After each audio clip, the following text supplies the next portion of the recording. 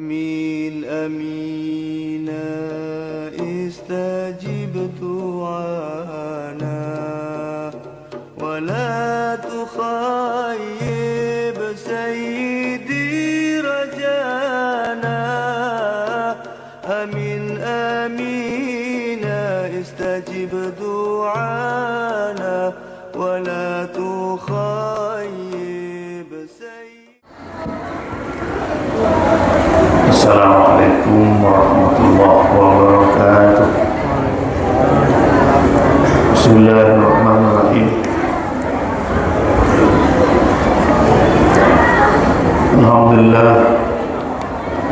Alhamdulillahilladzi khalaqa fasawwa walladzi qaddara fahada walladzi as'ada wa asqa والذي أضل بحكمته وهدى والذي منع وأعطى أشهد أن لا إله إلا الله وحده لا شريك له العلي الأعلى وأشهد أن محمدا عبده ورسوله النبي المجتبى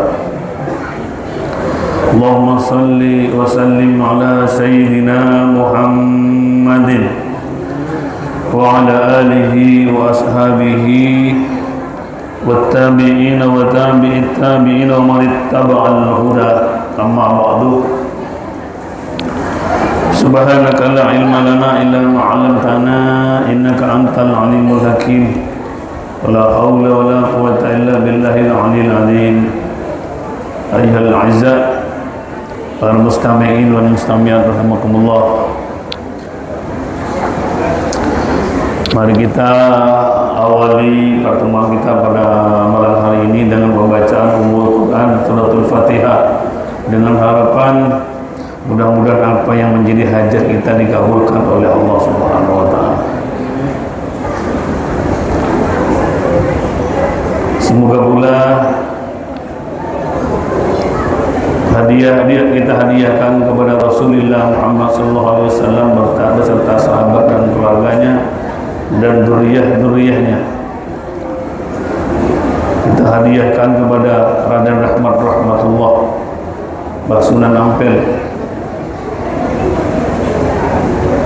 Dihadiahkan pula untuk keluarga-keluarga kita yang telah mendahului, yang telah menghadap kepada Allah Subhanahu wa taala. Mudah-mudahan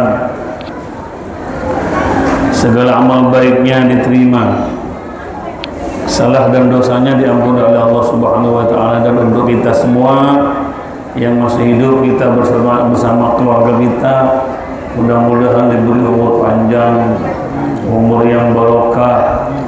Mudah-mudahan mungkin penyakit yang tersarang di tubuh kita diangkat oleh Allah menjadi lebih sehat kembali, sehingga kita bisa maksimal beribadah kepada Allah Subhanahu wa taala. Ala hadhihi niyyah wa ala kulli din salihah. Al-Fatihah. A'udzu billahi minasy syaithanir rajim. Bismillahirrahmanirrahim. Alhamdulillahi rabbil alamin. Ar-Rahmanir Rahim. Maliki yaumiddin. Iyyaka na'budu wa iyyaka nasta'in.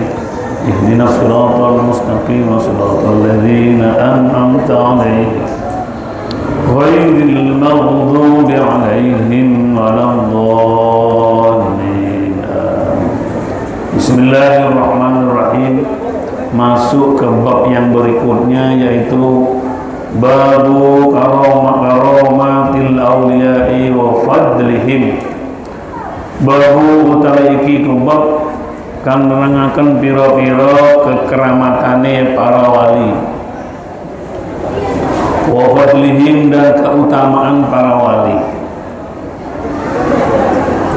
Jadi apabila hal yang terjadi yang tidak masuk di akal atau al-khawariq lil adah terjadi pada Nabi dan Rasul, namanya wahyu. Kalau terjadi kepada para aulia illah, namanya karamat, kekeramatan dari Allah Subhanahu wa taala. Al-khawariq al-'adah terjadi kepada seseorang, terjadi pada pemimpin, di mana seorang pemimpin melakukan hal-hal yang tidak masuk di akal, itu adalah sebagai bukti dan mandat dari Allah bahwa orang itu betul-betul diutus dan disuruh oleh Allah Subhanahu wa taala.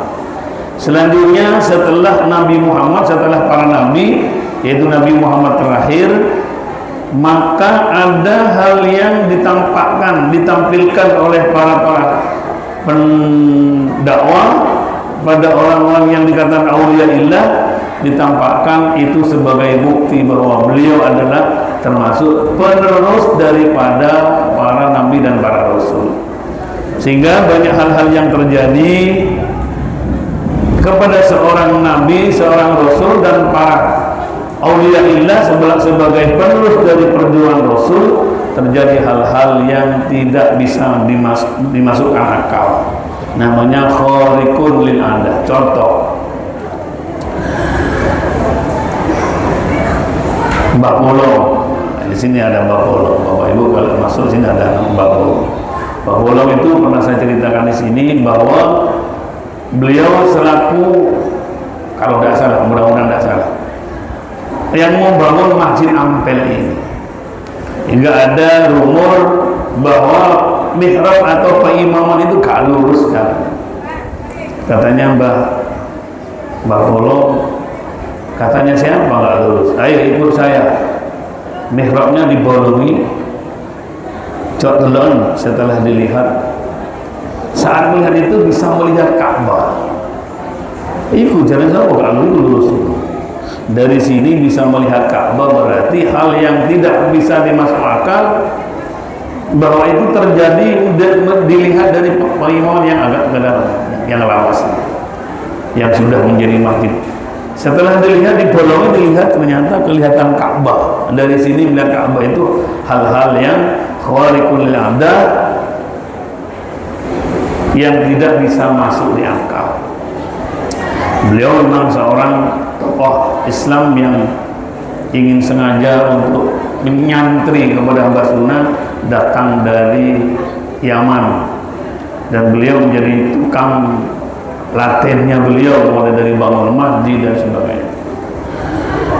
Kemudian sebagai bukti lagi kekaramatan dari Syekhul Khalil. Syekhul Khalil ini sedang biasa jadi dua.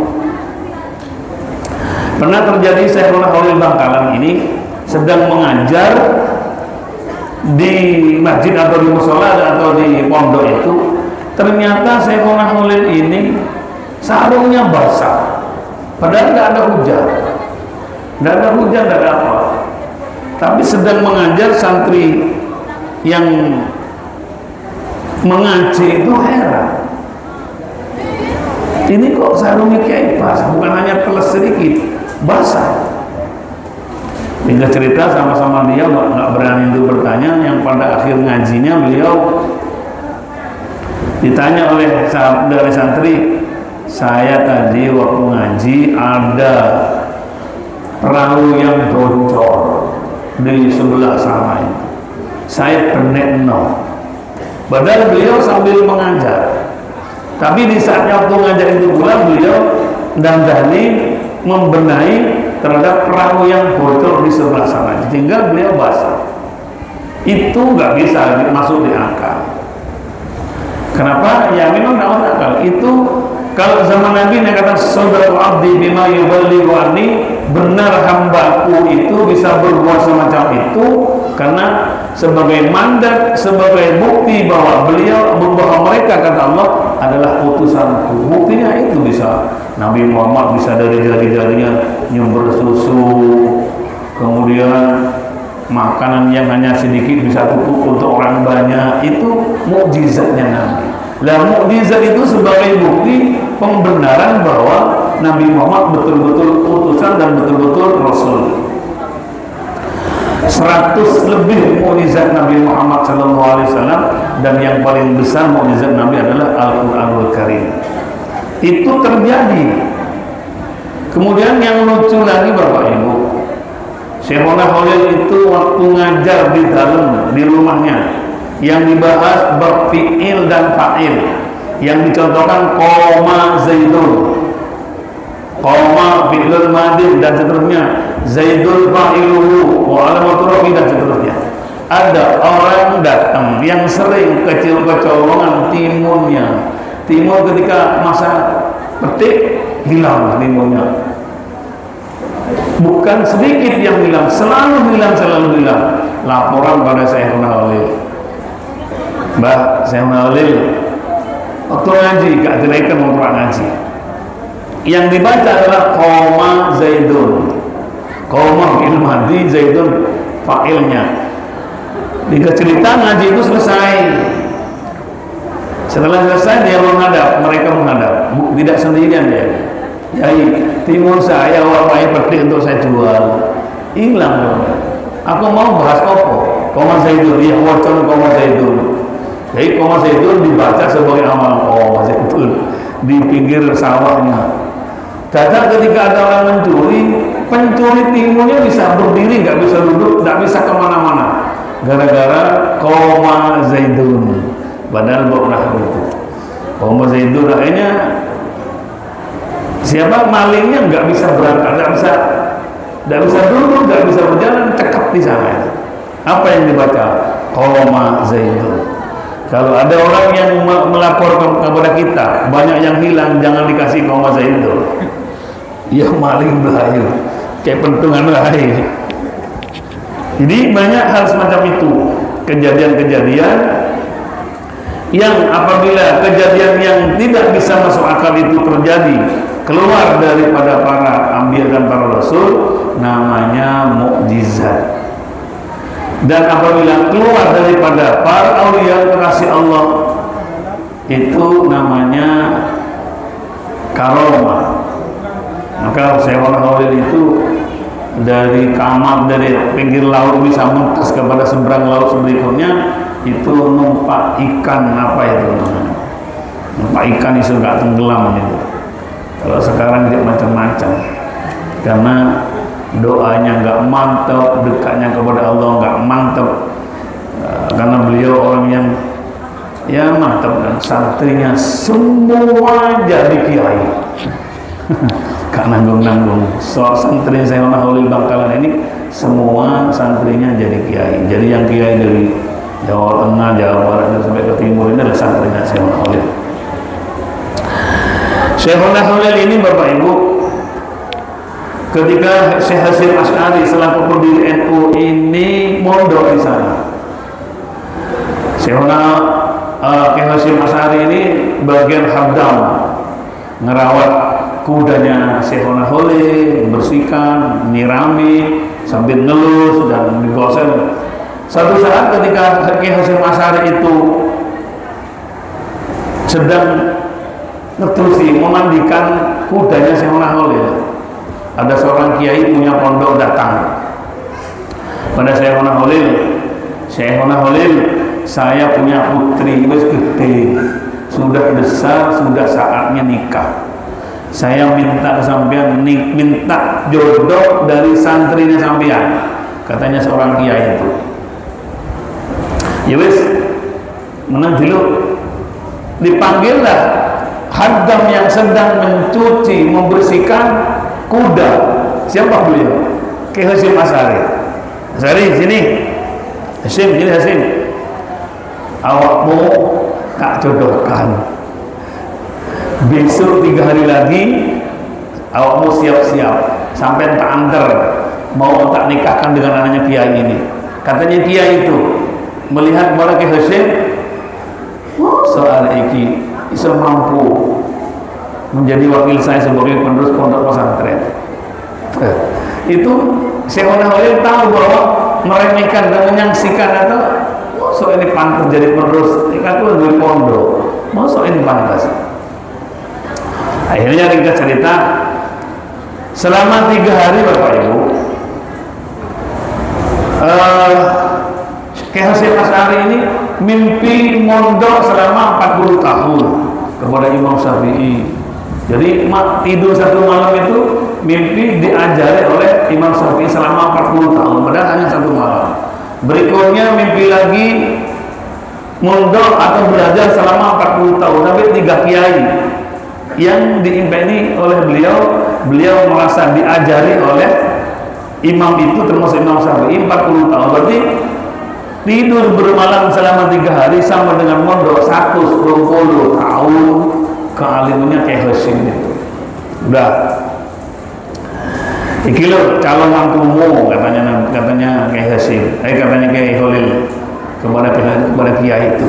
Ini wis, padahal Kiai Hasyim Asy'ari itu tidak pernah cerita kepada saya Holil, tapi kalau beliau bilang, iki lo calon menantumu wis mondok selama 120 tahun, katanya kiai. Kapan mondok 120 tahun? Ini ngomong bisa amin lo. Ternyata setelah kita cerita nikah, suruh katanya kiainya, coba santri gue singkat kawan kiai kita ngomong makili saya. Begitu Kiai Hasyim Asy'ari memulai ngajar, ternyata alimnya setengah mati karena mimpi 3 hari mondok selama 120 tahun. Malam pertama mimpi mondok selama 40 tahun, yang berikutnya 40 tahun berkurang, jadi selama 3 hari sama dengan mondok 120 tahun. Gak kening ditiru itu Pak. Jadi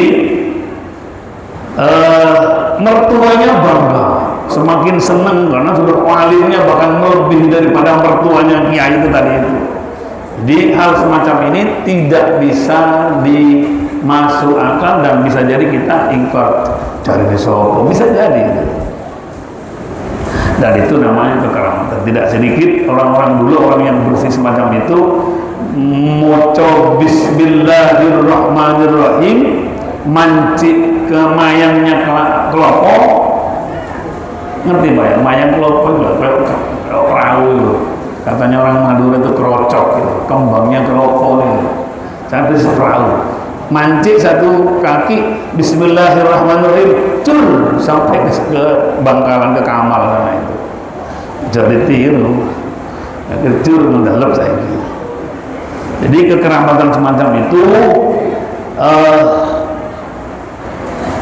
yang terjadi pada para aulia Allah namanya karamah. Dan satu hal lagi, bahwa Syekhuna Holil dulu waktu dimondokkan, jadi tepak makmu Syekhuna Holil kecil, guyang-guyang utang manting sembahyang. Kata teman, kamu kok sholat kok ketawa? Sampai selesai mengganggu sholat kehusukan si kecil Syekhuna Holil. Dipanggil oleh Kiai Holil, sini. Kenapa kamu tadi sembahyang kok guyang-guyang? Sampai saya lihat itu bobok sego, tepak sholat bobok sego. Iya cuma ngaku ini lu yang sholat mau. Jadi dilihat oleh Syekhuna Holil, kiai yang lapar itu karena udah aduk makanan atau nasi. Jadi dilihat oleh kecil. Jadi mulai kecil Syekhuna Holil sudah anggap sudah wali dan di sana punya kekeramatan.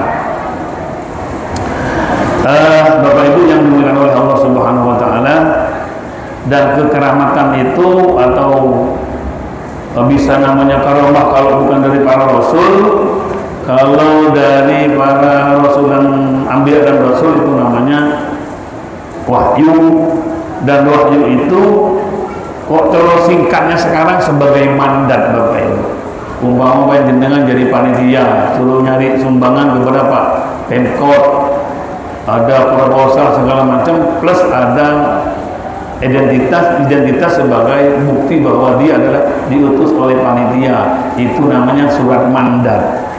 Benar bahwa dia betul-betul butuh dana untuk umum, seperti itu. Maka bila bicara tentang sebab abdi bima yubillah yuballiwani adalah bahwa mukjizat dan kekaramahan itu adalah sebagai bukti, sebagai mandat bahwa dia atau mereka adalah utusan dari Allah untuk menyampaikan risalahnya biar gampang diterima, dipercayai. Seperti lagi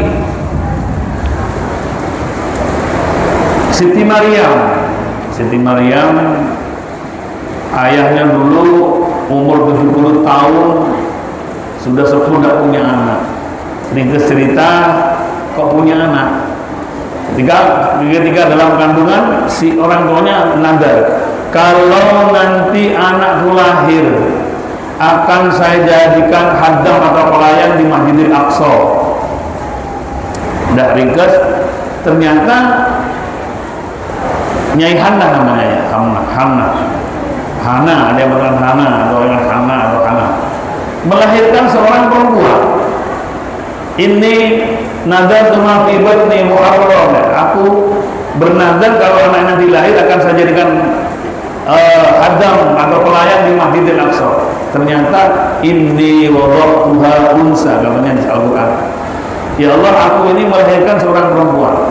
Berarti gimana seorang perempuan akan melayani sebagai pelayan di Masjidil Aqsa? Akhirnya tetap karena nadarnya untuk untuk melayani atau menjadi khaddam di Masjidil Aqsa, maka namanya Bunda Maryam itu yang dikatakan Siti Maryam itu tetap dijadikan sebagai haddam, akan tetapi diletakkan satu tempat yang tidak dilihat oleh orang lain di dalam Masjidil Aqsa itu. Apa kelebihan dan kekerawahannya? Sayyidah Siti Maryam itu dilihat oleh keluarganya, oleh ayahnya. Ternyata di hadapannya ada makanan dan minuman atau buah-buahan, di mana buah-buahan itu tidak pada musimnya.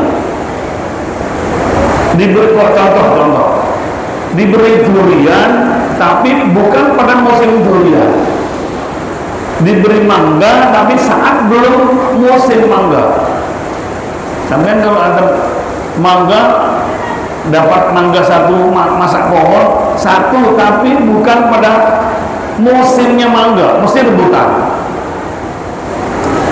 Musim durian, kalau sekarang musim durian Pak. Kalau sampai mampu silakan durian sekarang murah sekali.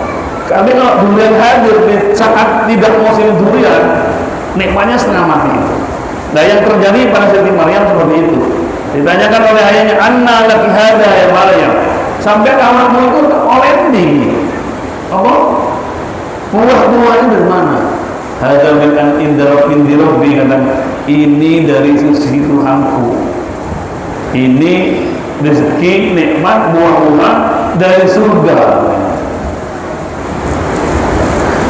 Berarti ini hak terjadi pada Siti Maryam. Pada Siti Maryam bukan nabi, bukan rasul, tapi termasuk kekasih Allah. Sehingga walaupun tidak dikirim dari bawah, dari luar, maka Siti Maryam ini bisa makan dan hidup di mihrab. Mihrab itu ada tempat khusus untuk beribadah, namanya mihrab. Kalau di sini kata mihrab itu adalah tempat keimaman, itu namanya mihrab. Mihrab yang dimaksudnya adalah tempat ibadah. Pada zaman itu Siti Maryam dapat kiriman dari surga, makanan surga. Bapak Ibu, seperti yang pernah saya sampaikan bahwa bulan Ramadan, siang bulan Ramadan sampai makan bulan surga, tidak batal puasanya. Asalkan pasti bahwa makan itu adalah makan dari surga. Kalau panjenengan yakin bahwa makanan atau minuman itu atau buah-buahan itu datang dari surga, semua terbukti, sampai makan siang Ramadan, maka itu tidak membatalkan puasa. Bisa nggak kita? Nggak bisa, paling nanti ada ceruk dari pengirian itu ya dapat membatalkan puasa. Tapi kalau memang yakin, seyakin-yakinnya buah itu adalah datang dari surga, maka tidak membatalkan pada puasa. Seperti yang pernah saya ceritakan, ada seorang yang bertamu di Sidogiri, pondok pesantren Sidogiri. Ada tamu datang siang Ramadan, cerita oleh kiai disuruh ayo makan puasa. Kiai, saya puasa. Iya mas, aku nggak puasa. Ayo kok. Diambil oleh kiai siang Ramadan, si kiai makan sendiri buah itu. Setelah tamu itu melihat kiai makan buah yang bilangnya ini dari surga, ya teman-teman, dimakanlah oleh roto-roto pas-pas gini. Dimakan oleh tamu yang datang itu, dimakan. Nggak batal puasamu, karena ini buah dari swarga. Ringkas cerita, pulanglah orang itu. Sampai di rumah mulai pagi, siang, sore malam sampai esoknya lagi, rasa buah-buahan itu masih ada di lidah, walaupun makan apa saja. Setelah itu rasa buah itu masih ada sampai berhari-hari, bahkan berbulan-bulan di lidah itu masih ada terasa buah yang pernah dimakan.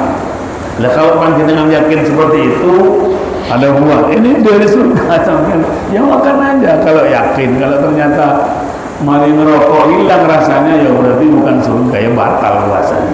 Itu terjadi di dari seorang hamba aulia Allah, wala aulia bukan daripada Rasul, maka namanya karomah. Terjadi, walaupun saudara kita tidak mau percaya, cari di sopo ada mukjizat, ada karomah dan sebagainya.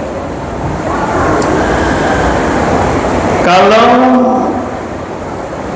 kembali lagi dari terjadi pada Kiai Hasani dari Sidogiri, sesepuh Sidogiri dulu ketika diundang Mahalul Qiyam dan bisa berdiri semua. Kiai Hasani itu Pak tidak ikut berdiri, di bawah sendirian dulu. Yang lain berdiri ketika Mahalul Qiyam, beliau tidak berdiri. Orang lain bergumul, Kiai kok nggak berdiri, kenapa? Karena sakit, apa kurang sehat? Ringkas cerita, ditanya selesai, ya lama panjenengan bosan berdiri. Kata beliau, katanya tangi yo wong lutut Nabi Muhammad ketemu dengan lutut saya. Wong di depan saya ada Nabi Muhammad sallallahu alaihi wasallam. Bagaimana saya mau berdiri? Kak iso. Hal semacam itu khawarikul ada tidak masuk akal, dan itu terjadi.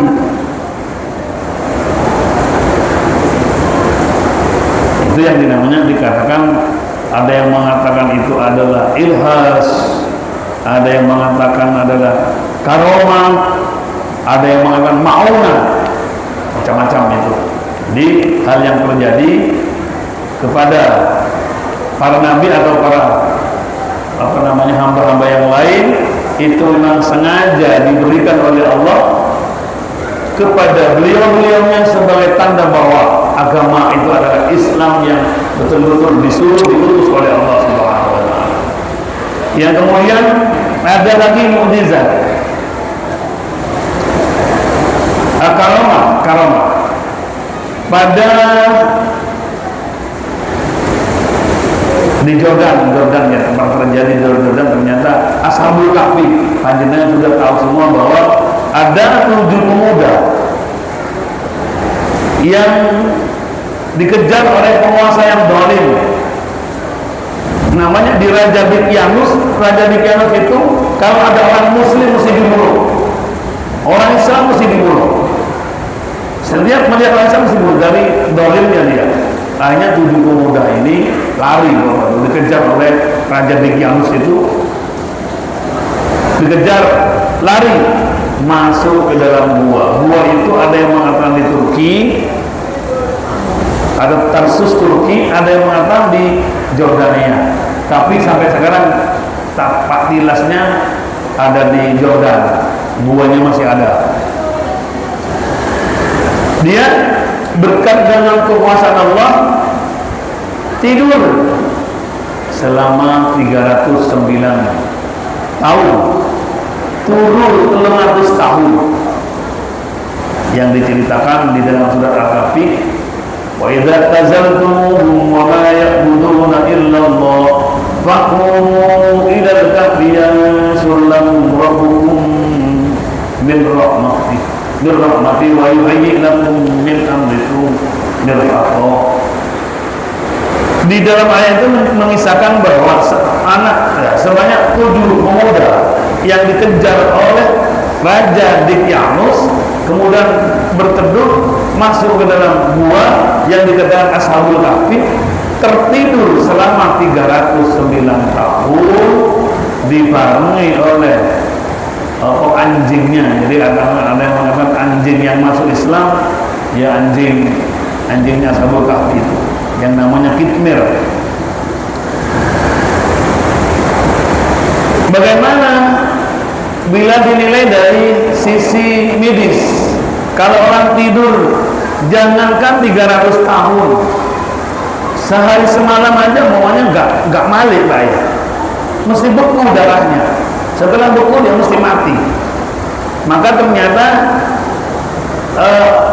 orang tubuh pemuda yang tidur dalam gua itu diwala-wali oleh Allah. Watara samsa idza tala'at tazawwuru an kafihim dzatal yamini wa idza gharabat taqridum dzatas shimal. Jadi kalau matahari di timur dia menghadap ke timur. Dengan sendiri jasadnya malik. Nanti ketika agak ke tengah jasadnya ikut memutar. Ketika asar sulit maka wajahnya menghadap ke barat dan seterusnya. Tiap hari boleh mengikuti jalannya matahari, sehingga walaupun tertidur selama 309 tahun jasadnya masih sehat dan memang kehendak dari Allah. Tiga cerita bapak ibu, bangun dia sore, kata dia, berapa lama kita tidur? Ada yang menjawab, kita tidur hanya setengah hari. 309 tahun dirasa setengah hari. Lepas bisa? Karena masuknya ke gua itu pagi hari, 300 tahun 9 berikutnya bangunnya sore hari. Jadi ikut turun setengah hari. Kenapa? Mau sing turun kan bisu. Iya terus kan tangi kita sore. Oh iya hanya setengah hari. Dirasa setengah hari walaupun ternyata tidurnya 309 tahun. 300 lebih. Sudah merasakan lapar karena tidurnya pagi bangun sore lapar.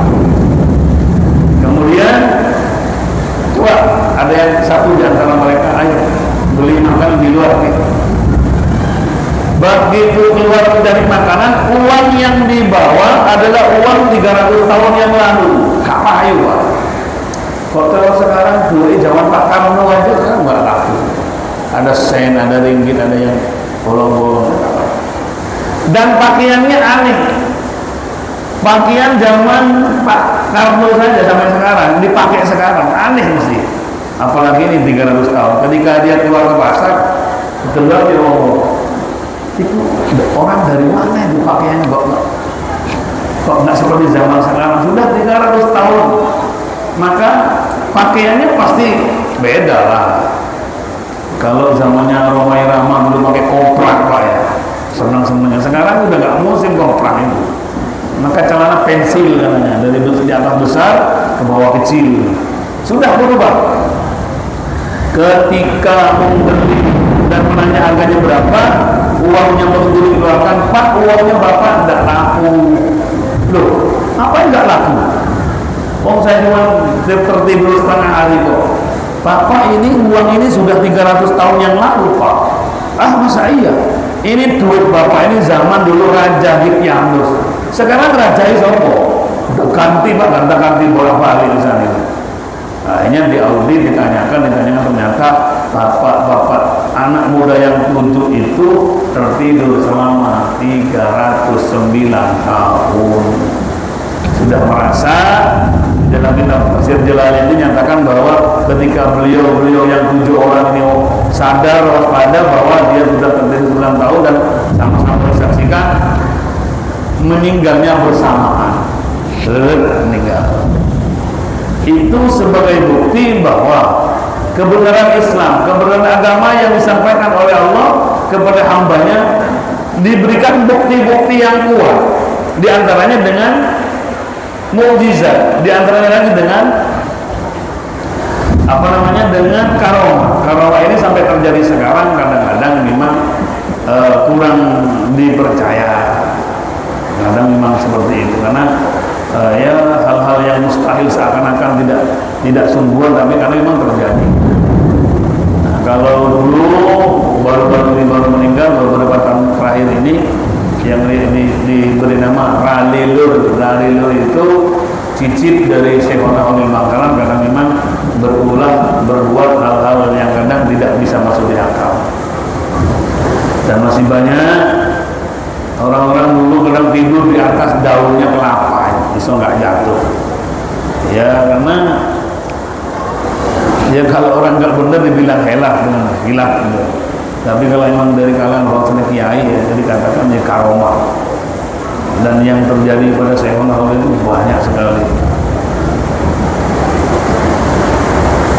Bapak Ibu yang dimuliakan oleh Allah Subhanahu wa taala, memang pernyataan inna dina indallahil Islam, bahwa agama itu adalah Islam, yang dinyatakan oleh Allah inna dina indallahil Islam, bahwa agama yang benar, yang paling benar adalah Islam. Walaupun ternyata sekarang Islam agama itu banyak.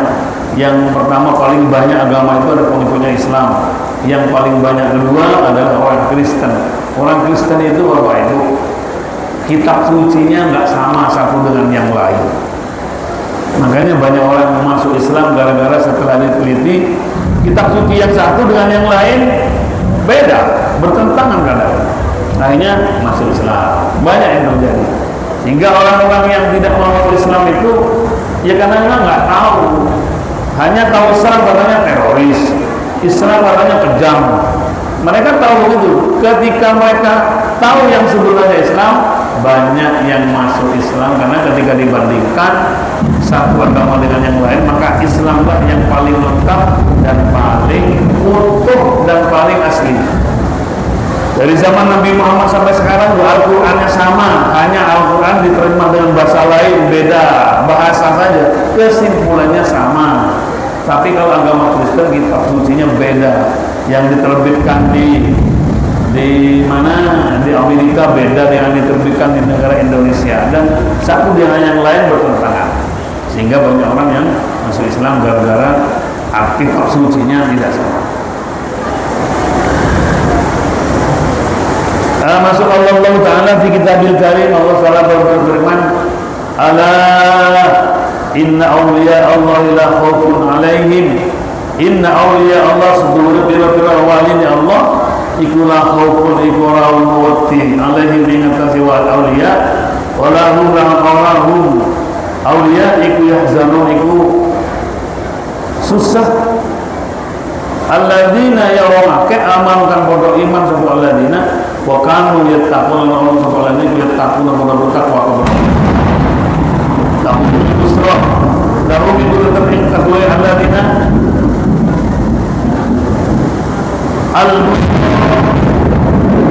utawi kabar bunga fil hayati dunya yang dalam kehidupan dunia wa fil akhirati dan ilmu akhirat. La tabdila li kalimatillahi, orang gantian di kalimatillah maring-maring biro-biro kalimat Allah agama Allah. Dzalika utai membunuh kalimat Allah wal fawzul azim, karena kebahagiaan keuntungan yang agung. Jadi kalau orang sudah berstatus sebagai aulia, orang yang dinyatakan sebagai kekasih Allah, lahumul busra, mereka akan diberikan kabar oleh Allah Subhanahu wa taala bahwa dia akan mendapatkan kebahagiaan di dunia dan kebahagiaan di akhirat. Karena memang rata-rata orang yang berstatus sebagai aulia Allah itu adalah orang yang dekat dengan Allah, yang punya kelebihan-kelebihan seperti tadi. Itu memang orang yang dekat dengan Allah. Tidak mungkin yang terjadi kepada orang-orang yang tidak beribadah, orang yang tidak punya agama, kemudian terjadi hal-hal yang khilaf. Kalau toh terjadi, ada orang Kristen, ada orang Hindu punya kelebihan, bisa terbang di laut, di atas laut, di atas langit, seperti orang Dayak itu terbang. Dulu ketika kasus dengan orang Madura di Pontianak dan sebagainya itu, katanya orang Dayak itu bisa terbang. Nah, kalau memang terbang itu terjadi kepada orang non-Muslim, itu namanya luluhan. Luluhan itu apa ya? Katanya orang Madura itu sholat. Itu bukan dari Allah, bukan dari malaikat, tapi bisa dia dengan bantuan jin dan setan sehingga dia bisa kebal, kemudian dia bisa terbang. Ia termasuk hal-hal yang khariqul lil adah, tapi bukan dari bukan dari Allah, tapi itu namanya istidraj atau luluhan. Solakeun katanya orang Madura. diberi kelebihan, tapi nanti akan disiksa di hari kiamat nanti. Jadi namanya istidraj. Kalau terjadi kepada orang kafir maka namanya lifasikin atau likafirin, namanya istidraj, luluhan. Kalau terjadi kepada para nabi dan rasul namanya wahyu, mukjizat. Kalau ada mukjizat yang diucapkan sekarang bukan mukjizat yang sebenarnya, sebab mukjizat itu hanya turun kepada para nabi dan rasul. Ada bahasa, ya nunggu mukjizat. Ada orang sakitnya nemen, ini bisa sembuh tapi nunggu mukjizat. Nggak ada terjadi mukjizat sekarang, nggak ada, karena mukjizat itu al-khariqul ada al-matlub bit-tahaddi al-waqi' ala tibqi ma madda'ahu min al-amni min al-mu'aradati fihi. Jadi yang terjadi, yang diakui dan itu adalah dari para rasul dan para nabi, itu namanya mukjizat. Kalau ada masalah sekarang itu masih menunggu mukjizat, maka itu hanya bahasa saja, mukjizat tidak terjadi sekarang. Kalau terjadi adalah dari para auliyaillah, namanya karomah. Ada seorang ulama di Pasuruan didatangi malaikat Israil. Datang Israil. Assalamualaikum, seorang kiai yang didatangi. Katanya kiai ditanya, kata lapor orang ini, saya tugas oleh Allah untuk mencabut nyawamu. Kau tahu saya kan bapakku boleh di masjid. Di belakang masjid itu banyak pemakaman leluhurnya. Awak ngomong saya, oleh karena nyambut nyawa saya sampai datang ke belakang masjid itu sampai izin dan oleh sampai tidak kabut nyawa. Beliau sedikit bergurau terus kuliah ya. Kalau ini berarti gak diizini oleh mbakku. Sampai 4 kali loh. Datang lagi malaikat, saya diperintah Allah untuk mencabut kalau sampai bersedia. Dia ngomong saya nang mbak-mbakku sing belakang masjid itu. Terus ya berarti gak oleh, buktinya gak oleh nih. Buktinya beliau tidak kesini lagi. Sampai ke 4 kali sampai ngomong gak mbakku sih. Ternyata balik. Malaikat Israil datang semua, ya meninggal sampai sekarang. Baru-baru ini, anggap 2 tahun kemarin. Sehingga kepengurusannya, kepengasuhannya diganti oleh misalnya sebagai pengasuh pondok pesantren. Itu terjadi. Masa ada orang biasa ketika dicabut nyawanya dia bilang, "Lek sampai ke restoran, bukan ke restoran boleh langsung mawar." Kalau bisa begitu kan enak ya. Ojo sih aku anakku sih cilik-cilik umpama. Saya itu menolak. Tapi kita tidak bisa seperti itu. Panjenengan kalau kurang percaya, kiai tadi itu ya, tidak saya sebut namanya, guru saya, kiai saya. Sebelumnya beliau begini. Ada seorang ustaz yang mengajar tauhid, kiai yang membunuh saya sopo, nggih Allah, temen tak, kiai diberi ini sampai tahu obatnya belalang untuk padi gitu, indrit kan apa lek pancene awakmu ngomong sing mateni menungso iku pangeran iki racun sampai ombe boten wani yai. Lho katanya awakmu sing mateni menungso pangeran bukan racun. Nek kamu dah sampai ombe iki kawani teman saya yang ditolong karena mengajar tauhid boten lantun yai, gak wani yai. Lho opo diangkat oleh diminum sendiri racun belalang loh, hama belak walang nih loh, diminum sendiri lagi ya, nggak apa-apa ini, boleh mungkin nggak apa-apa lagi. Berarti saya yakin bahwa yang membunuh manusia itu yang mematikan adalah Allah. Buktinya racun ini tak ambil nggak apa-apa lagi. Sing ngombe beliau, cok sampai nanti itu mati ini yo, ya Allah maka Israel bukan racun, jangan coba-coba. Jangan sampai di rumah kerjanya baikon sampai umbe. Nah, payung teman kamu ya. Jadi biar gitu. Itu yang tadi ketika kedatangan malaikat Israil ting papat itu, gak gelem. Ya namanya pamit dengan bagusin. Seperti itu. Jadi karomah yang terjadi hal semacam itu masih saja sekarang terjadi dan terjadi. Walaupun sebagian kelompok ada yang tidak percaya.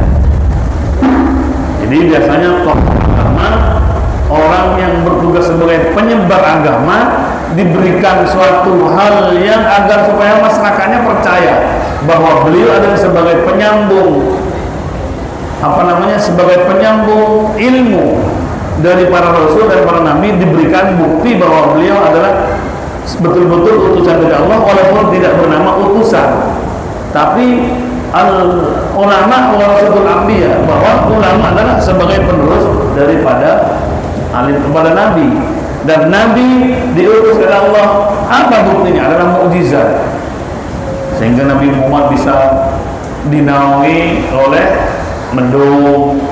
Kemana-mana Nabi Muhammad dia akan dinaungi mendung. Maka hal itu orang kafir, iya berarti beliau itu adalah Muhammad itu adalah kekasih Allah dan utusan Allah semua. Itu buktinya. Ada pada suatu saat harimau mengejar Nabi Muhammad sebanter-banternya. Sahabat menjerit. Ternyata setelah dekat, macan itu, harimau itu sujud dan berucap kalimat syahadat. Ya nanti kalau ada panjenengan di Wonokromo itu macan yang muncul sampai dikejar ojo belayu. Barangkali mau baca opo. Ya kalau bukan nabi, karena kita bukan utusan, tidak diberikan mandat berupa mukjizat, ya tidak bisa terjadi. Maka sekali lagi, mukjizat, karomah dan irhas atau ma'unah itu hanya terjadi pada orang-orang yang dekat dengan Allah Subhanahu wa taala. Hingga sebagai bukti bahwa beliau adalah seorang ulama, sebagai pendakwah sungguhan, bukan orang gila dan lain sebagainya, maka diberi mandat oleh Allah berupa karomah dari Allah, berupa mukjizat dari Allah.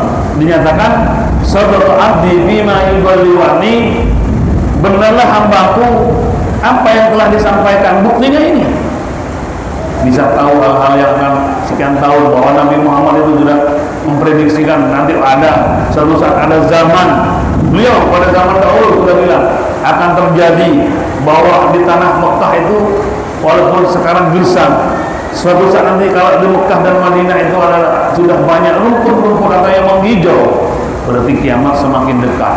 Dan ternyata sekarang Mekah Madinah Bapak Ibu, rumput-rumputan sudah tumbuh subur, pohon-pohon sudah rindang, bahkan ada di celah-celah batu sudah mulai berkeluar air. Dulu kalau banjir di Mekah aneh, sekarang biasa banjir. Jadi mobil-mobil hanyut. Itu berarti Nabi ini kekeramatannya adalah memprediksi bahwa pada suatu saat nanti Mekah ini akan menghijau, dan itu sudah terjadi. 2 tahun kemarin Bapak Ibu, di tanah Arafah itu padang pasirnya berlumpur, padahal ketika orang yang sedang wukuf berpakaian ihram tidak boleh menggulung, mencabut rumput. Kalau terjadi mencabut rumput atau sampai melepas rumput dari tempatnya, maka dia kena dam. Maka kerajaan Saudi memberi obat, itu obat rumput dimatikan dulu. Karena kalau sampai musim wukuf sedang berpakaian ihram, berihram, maka kalau melepas dan mencabut salah satu pohon atau tumbuh-tumbuhan kena dam. Jadi prediksi Nabi SAW itu namanya mukjizat. Itu tidak bisa, kalau soal ini tidak bisa. Demikian Bapak Ibu. Jadi kesimpulannya bahwa mukjizat karomah adalah suatu bukti pembenaran bahwa agama yang paling benar adalah Islam. Jangan tinggalkan Islam. Jangan tinggalkan agama Islam seperti mereka yang pernah menukar Islam dengan Indomie, Sarimi. Karena dapat 20 juta, asalkan masuk Kristen, cash 20 juta. Ada yang begini di luar pulau. Pokok belum masuk Kristen, cash 20 juta rekening. Itu namanya mengganti agama dengan Indomie, Sarimi dan sebagainya. Kemudian mudah-mudahan sekali lagi semoga Islam kita utuh, iman kita lengkap dan utuh, bisa dijadikan sebagai bekal menghadap pada Allah Subhanahu wa taala. Maka berdoalah, Rabbana la tuzigh qulubana. Ya Allah, jangan selewengkan, jangan miringkan, jangan tergelincirkan hidayah-hidayah yang telah Kau berikan kepada ya Allah, jangan sampai hilang. Jadi berdoa, Rabbana la tuzigh qulubana ba'da idh hadaitana rabbana.